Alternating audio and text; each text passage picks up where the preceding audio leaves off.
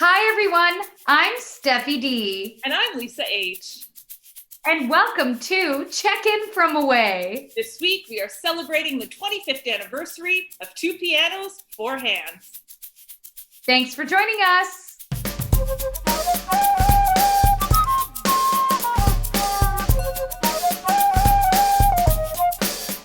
Hey, Lisa, guess what?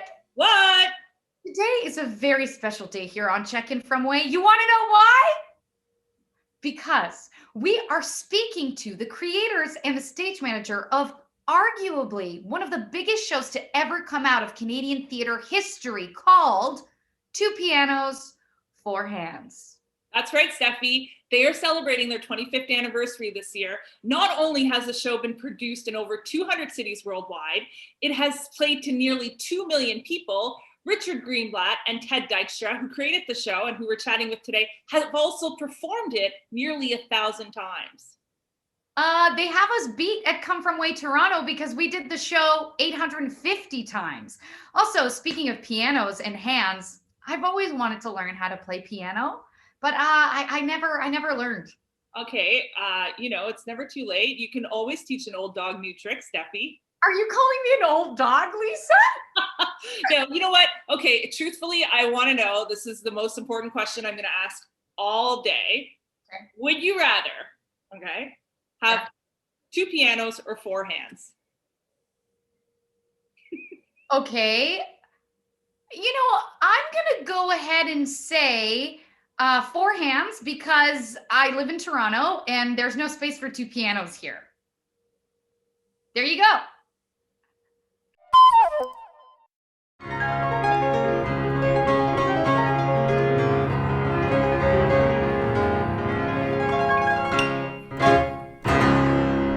Young to use the pedal. Contrary motion this time. So the one hand will go the one way and the other hand will go the other way. Oh, I don't think so, sir! Come on! Will you please stop yelling at me? I'm not yelling at you. I'm feeling strongly about what I'm saying. The bench is too close. Thank you.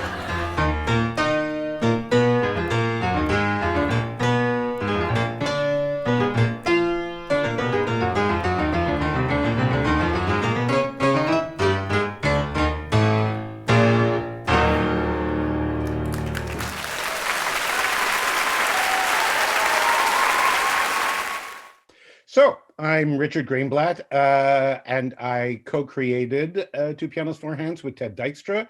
We also mostly directed it throughout the last 25 years, with a couple of exceptions.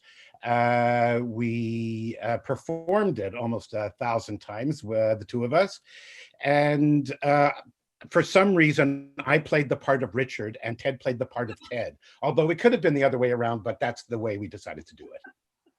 Hey, I'm Ted Dykstra. Along with Richard Greenblatt, I co-wrote Two Pianos, Four Hands, which we've done 900 times together around the world, and which continues to be produced around the world. Hello, I am Bea Campbell, and I was the stage manager for many, many years of Two Pianos, Four Hands by Richard Greenblatt and Ted Dykstra. And I was involved from pretty much the beginning. I got to tell you, man, if there is a horseshoe attached to my life, it has got Two Pianos, Four Hands written on it. It has always been a great joy. It has rarely been a challenge, though there were challenging times, of course, with any show there are. But what a gift as a stage manager. It's a really hard show to describe. I don't think I've ever done it to my own satisfaction. It's loosely about two guys who have had classical piano as a big part of their life as children growing up. And what that is, what it's like to have that in your life, and what it means when you let it go on the day that you do let it go. But it's not a story. It's not a play, and it's not a musical. So it's really difficult to describe. That's why the title Two Pianos, Four Hands is the best we could come up with, because at least that's true. There are two pianos and there are four hands. We sometimes say it's an examination of a lifetime's obsession with piano and with music as well, although it goes far beyond that. We knew we had a success on our hands when people would talk about how the show directly related to their lives and they had never taken a lesson in their lives. So for some people, it was a sport or another art form, or being prime minister or whatever it might be.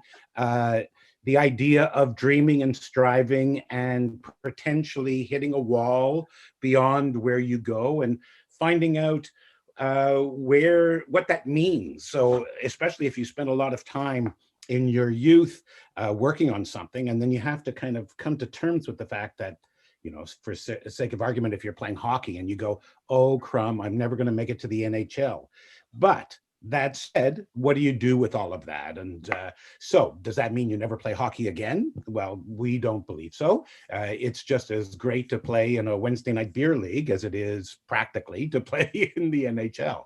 So in the same way, we celebrate about being two of the best piano players in the neighborhood is something to celebrate as much as it is being a world-class concert pianist. A lifetime of love for an art form that, regardless of what level you achieve, it has great influence and power over your life. And it's about laughing too. It's like the show is about the comedy of humans and how things that are difficult are funny and things that are funny are difficult too.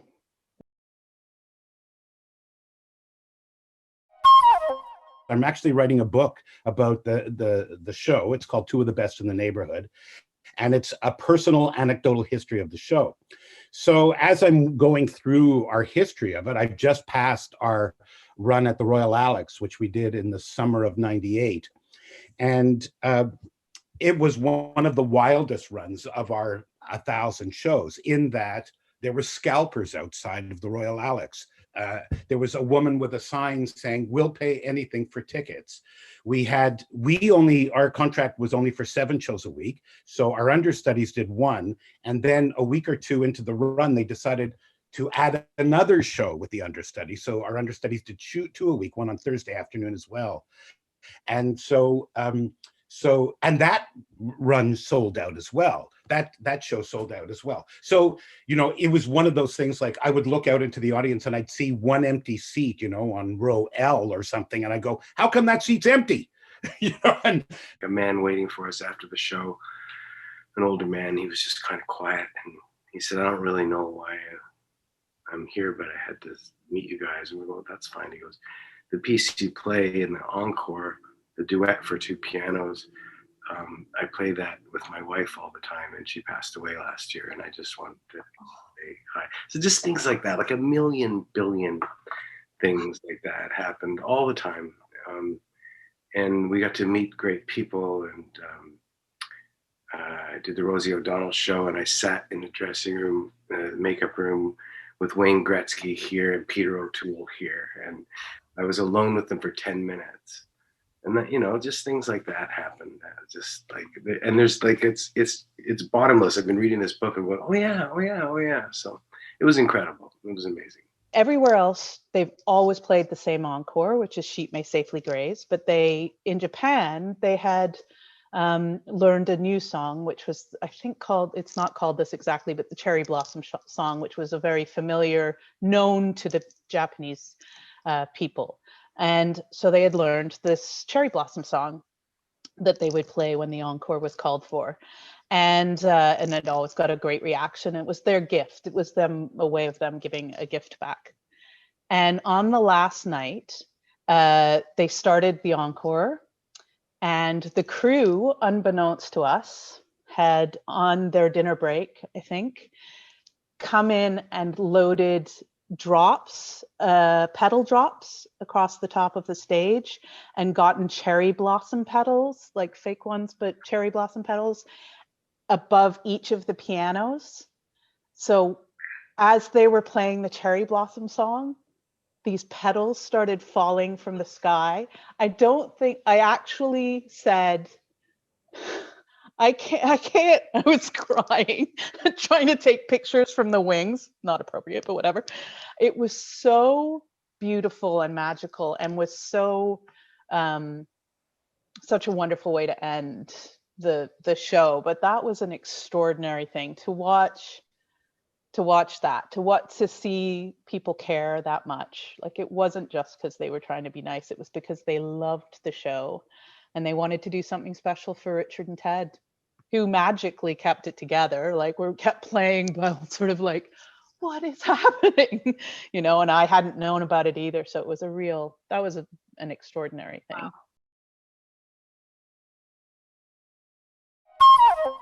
We were in Winnipeg, and we were literally just lifting our hands to start playing at the top of the show.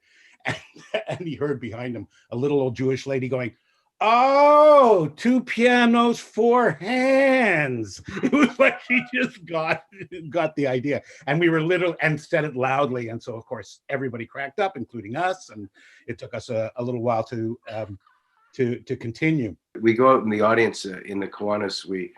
I play a kid who can't remember the music and goes, "Can I go get my music?" And then Richard goes and gets it for me, and he goes out, he goes, "Mom," and we would plant a woman or a man in the audience, be dad if it was a dad, and B, our stage manager, would tell us before the show, you got a dad tonight or you got a mom tonight. And so Richard would go, "Mom," and then the mom would give him the music book, and he'd come back on stage with it. And there were a lot of times, and Richard will be able to tell better stories, that the mom decided she wanted to be part of the show, and go, "No, Richard, no, you can't have you." And I was just like, "Oh, please stop, please." Oh no! Please stop now. Yeah. So we had that happen a lot. We had a million mishaps. The show started, and it had been a bit of a scramble. It had been short set up, and I don't know. It was a bit of a scramble. And I forgot to set some bread and some whipped cream that Richard used during shadow play backstage. But I had, more importantly, also forgotten to get a mum with the music in the audience. I would go out before every show and ask someone in the audience to play mum during Kiwanis. So I snuck out of the booth. I pushed my book over to the technician and said, "Just press go wherever you like." It was simple lighting cues. It wasn't a complicated time. And then I could see, because it was opening night, I could see the production manager, Krista Hansen, who was also a stage manager, sitting a few rows in front of the booth. So I snuck down and I went, "Come here." And she snuck out. I said, "I just need you to go and call cues." Well, I run backstage, set the props, grabbed the book, and came out, and then told her how to be mum. And she snuck back into the audience. No one ever would have known. It's the only time anything that insane has happened in my career, but I still am like, oh, I can't believe that worked.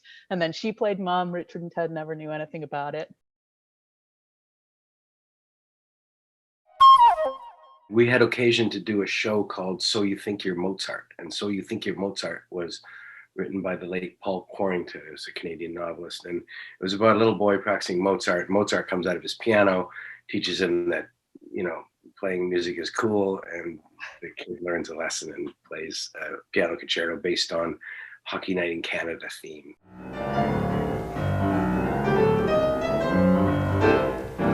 Probably want me to do that a couple more times. That would make an excellent fantasia. Fantasia?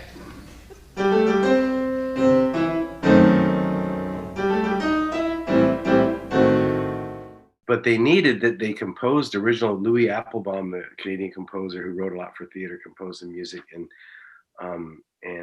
there's a lot of Mozart playing in it, because Mozart comes out and plays, the kid plays Mozart, and so they hired me and Richard, and I knew that Richard played and he knew that I played. But when we sat down and played for each other, it was kind of like, oh, you're as good as I am, because we're good enough that as actors in Toronto, you probably won't meet a working actor director who plays the piano classically as well as we do. So that, like, we're very proud of this, obviously, and very competitive. So we started sizing each other up. And what's your story? What do you do? And the same stories. The one teacher for like 10 years, from the time we were 7 to 17, and the competitions, going to music camp, and then in the end, just kind of letting it go and sliding into the theater. So it's not the story of the show. We made up the story of the show because neither of us ever had a big traumatic quitting like we do in the show. What we both had was a realization that we were performers before we were piano players, like ahead of being piano players. So when we did well in competitions, it was because we liked being in front of people. It wasn't necessarily because we were great piano players. So we had all this in common. And Andy McKim was a friend of ours. He was the associate director of the Tarragon Theatre. And he'd been with us on a couple occasions in bars, probably drinking a lot. And we'd start talking about it and say what a great show there was there, what potential was. And finally, I think he'd heard enough. And he just said, stop talking about it and do it. I'll give you a room at the Tarragon and come in and come up with some stuff. In the early days, we would talk and tell stories, and the real germ of the idea came because we had this kind of parallel existence. Even though he was from Edmonton and I was from Montreal, and I'm about 8 years older than he is, but we had so many of the similar experiences just growing up as young piano players, and we'd gotten pretty well to the same level, and we each had one teacher basically for our whole time, so we had a lot in common. So we would just start talking and telling stories, and then we go, oh, that's a great idea for a scene, and we'd improvise it usually. Sometimes it would be transcribed by the stage manager, sometimes not. And then at a certain point, we would go and sit in front of a computer and literally pound it out. And it was almost like, okay, I'll say this, and okay, great, and I'll say this, and okay, and then I'll say this. And then bit by bit, it kind of slotted into place, and because we were kind of going chronologically. And then finally, when we got to the very end and we had to kind of figure out what this thing was all about, we had a little bit of a conflict there in terms of we had different ideas of what it should be about. And then I remember at a certain point, like we said, well, we don't have to solve this. Like, this is not something that needs to be defined as this play is about. We just tell the story and let the audience obviously decide what it's about. And each of our agendas can be dealt with. And if the fact that they don't mesh perfectly, that's actually a good thing as far as I'm concerned.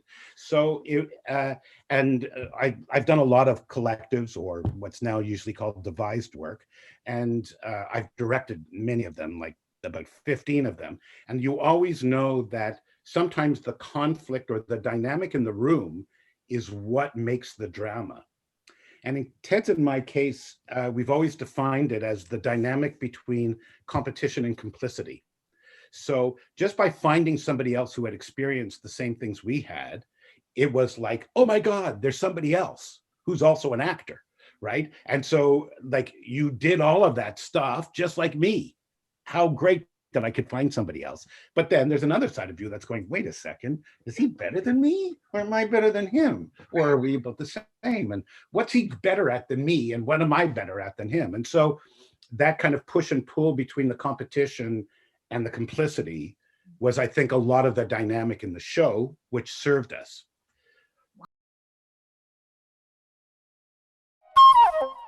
We both agreed early on that there should be no props in the show that couldn't fit inside a piano bench. For 2 preview performances, we finished the show with a rock and roll ending. So we got to the last note of the Bach, and we wanted to have flash pots, but we couldn't do it because the set would go on fire. Never mind, 2 $35,000 grand pianos downstage of them. But so we had blinders, like pointed directly at the audience, and so we got to the last note and just did this kind of like like rock and roll ending. And then finally, for our consulting director, who was Andy McKim, came to us and he said, can we just try finishing it like it was written, and then we'll just do a blackout and just see what happens. So we went, sure, let's just see what happens. And so we finished it, and then the lights came up, and I mean, the ending was great in the sense that people still loved it, but it was an instantaneous rise to their feet as soon as the lights came back up. So it was clearly, it was kind of disrespectful to the music, and we were kind of being bad and rebellious and stuff, but it was really silly. It was a silly thing. So thank God it only lasted 2 performances. So, it's so funny because Ted and Richard never once mentioned that there was a production with 2 women that went on tour. Like, that tidbit I love. I was like, you just dropped that bomb, and I was like, I want to hear more about that. Yeah, they did. It was, I don't know, they'd have to tell you how that came about. Certainly in the beginning phase, the beginning of the show, because it was hugely popular, but it became quite evident quite quickly that it wasn't just anyone that could do the show. Like, you really had to know how to play the piano. So you had to really have chops there, and then you had to be able to act really well and have skills in comedy and drama, and keep it and be part of a team. It really is a tennis match. You've got to be able to hand it off to someone and then receive, and not that it's not improv in any way, but it has that feeling at times, and so it became quite evident that they really didn't. It was going to be hard to cast multiple productions of the show, and so I think someone must have said, "What about women? I know a couple of women that play the piano really well," and or something, or they sort of got that idea. I don't know what came first, but yeah, we did a tour and it worked. I think they also, they took a minute to say, is this going to work? But it absolutely worked. We had Rachel and Taya instead of Richard and Ted. And yeah.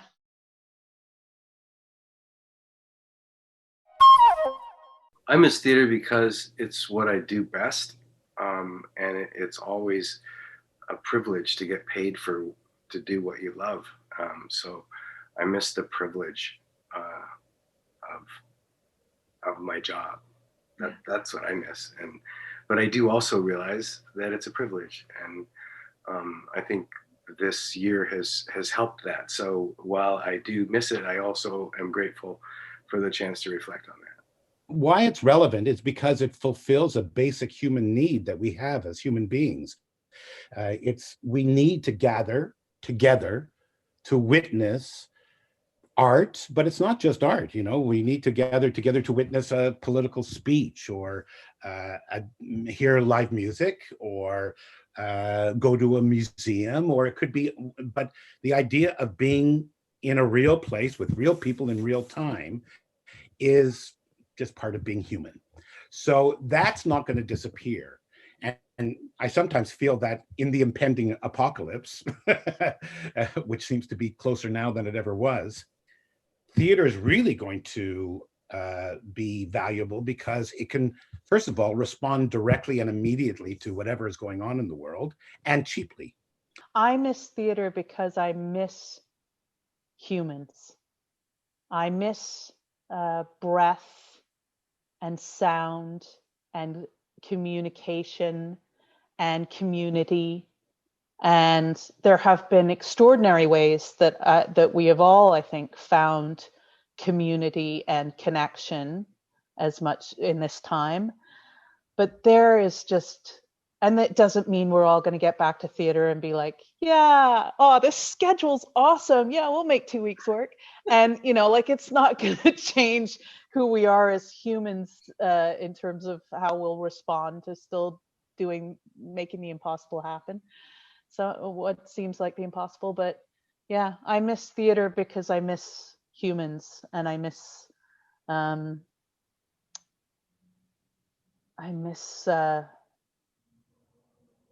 energy. I miss that energy that comes from the emotion. I miss emotion.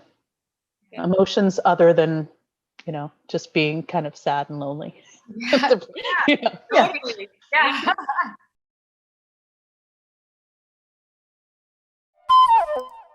Thanks for joining us on this week's episode of Check-In from Away. We'll be back in 2 weeks.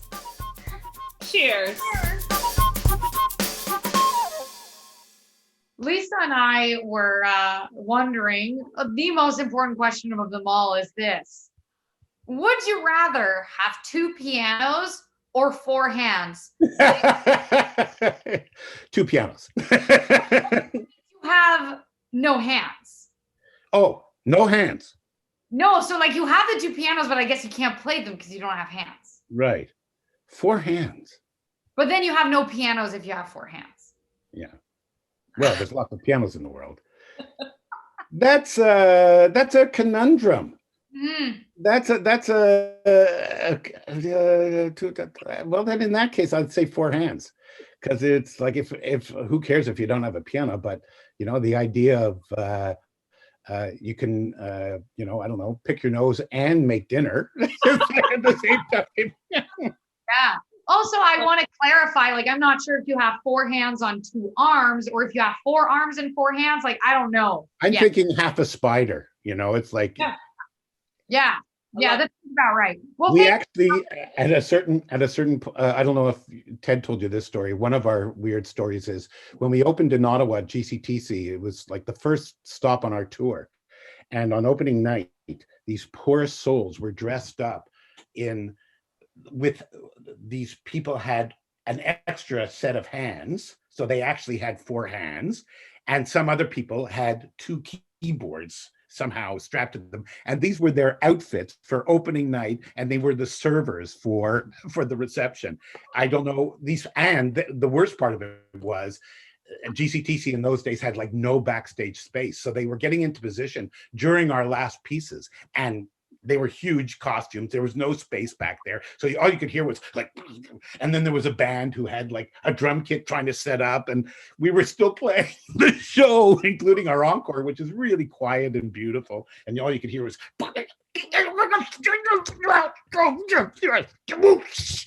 it's like tons of that.